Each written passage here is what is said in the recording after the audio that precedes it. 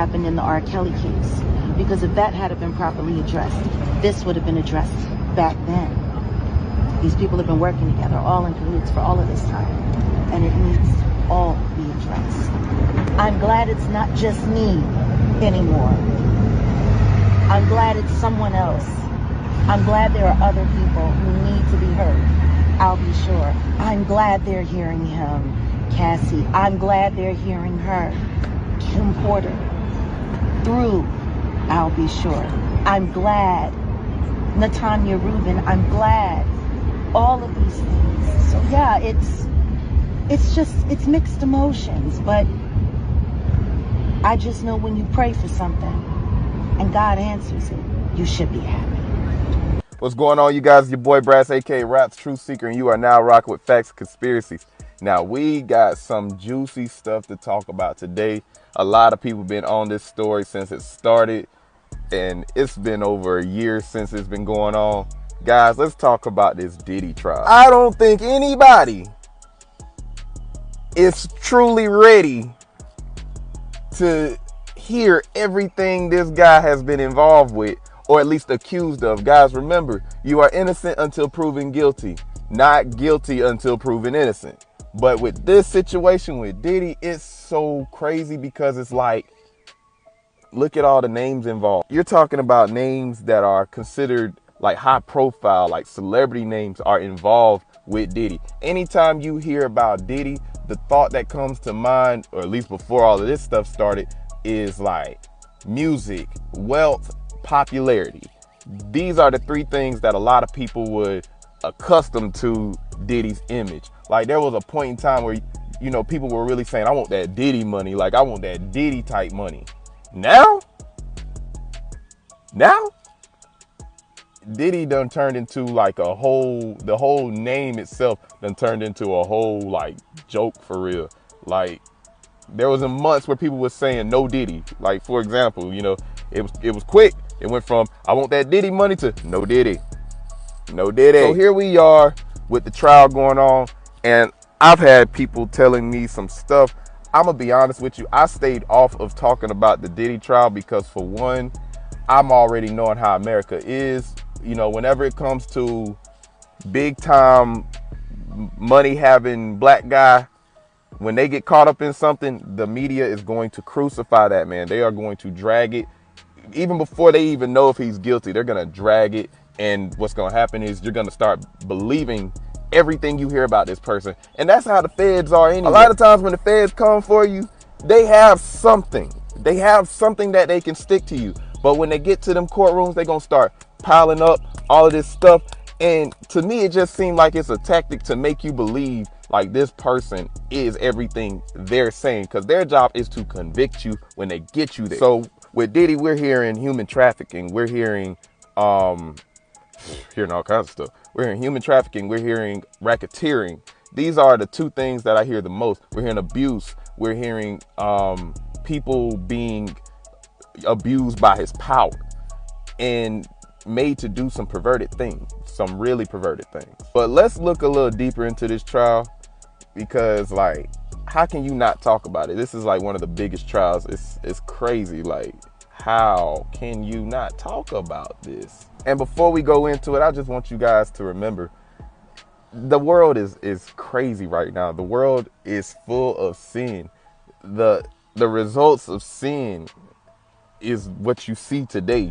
All of this hidden and not so hidden stuff. It's almost like the more you expose people, the more open they are about what they do, and the more they're out loud and proud, and the more proud people become of them and their mindset. It's crazy because people are accounting wickedness to intelligence, you know, and I don't know how, because, you know, it's easy to be wicked in a wicked world, but you know, that's what's going on. People are getting exposed, and some people, instead of recognizing that, hold on, these people are involved with something evil, people are either standing up for them or trying not to speak against them.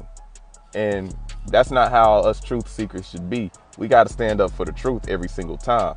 And right now, the truth is being drawn out through this trial. I don't know how much they're going to be able to stick on this man, but it's the fact that they're even saying this stuff, and there's certain amounts of proof where it's like, all right, bro. All right. We can't forget the video of Diddy in the hotel with Cassie. Come on now, if that was anybody else, you be quick. If anybody else got raided and half of this stuff was found, man, this trial been over like 6 months ago. But here we are, uncovering the truth. Trafficking trial. Among other things, the singer is expected to address the 2016 video of Combs attacking her in a hotel when she was his girlfriend. Combs has pleaded not guilty. His attorneys argue the video is evidence of jealousy, not sex trafficking. And now for the first time, jurors are hearing what Cassie has to say about that and other aspects of their 10-year relationship. Let's bring in ABC's Rena Roy at the courthouse and Eva Pilgrim, anchor of ABC News Live's new daily show, Burden of Proof, the case against Diddy, for more. Rena, what's the latest from court? Well, Diane, prosecutors have wasted no time getting right into the alleged abuse that Cassie Ventura says she endured for years. Ventura telling jurors, quote, he would bash my head, knock me over, drag me, kick me, stomp me in the head when I was down. She also got into the nature of those so-called freak-offs, saying that they involved hiring an escort and they performed under the direction of Combs, saying that they happened so frequently it eventually became a job for her to set them up. Ventura said she did not feel she had much of a choice but to participate, that she feared that Combs would retaliate or potentially blackmail her if she did not. And she's had at times to take, she's taken deep breaths, pausing her testimony. Combs appearing to be listening pretty passively with his hands in his lap at the defense table there. Now, remember, this is the first time that they are seeing each other face to face since 2018. You can imagine that emotions are very high in the courtroom right now. And this is expected to be a very lengthy testimony. Prosecutors bracing the courtroom for what's to come as she continues to testify, including videos of these alleged freak-offs. Diane? And Eva, Cassie's expected to face a lot of questions. This is expected to be a long questioning from both the prosecution and the defense. What are you watching for both sides, given how critical her testimony is for this case? Well, I think we're going to learn a lot about the nature of Cassie's relationship with Diddy. Some of those details we've seen in prior lawsuits, but to hear her on the stand actually giving those details, reliving those moments herself. Also, you have to remember, she's very pregnant right now. So I'm going to be curious to see how long she makes it on the stand, how she's emotionally able to weather all of these questions. And what's going to be interesting to watch is, you know, the defense from the very start in their opening statement said that she chose to be there. So I'm going to be curious to see how she responds to questions about, was this her choice or did she feel like she had to do all of these things? And I know they promised to take breaks in order to accommodate her throughout the course of this questioning. And I want to bring in our legal analyst, former trial attorney Terry Austin, for more, because Terry, what Cassie's describing here, right, how this whole thing started, she wanted to make her boyfriend happy, then talking about his violence against her. She says at some point blackmail materials came into play. How damning is this for the defense, and how do you expect them to counter this?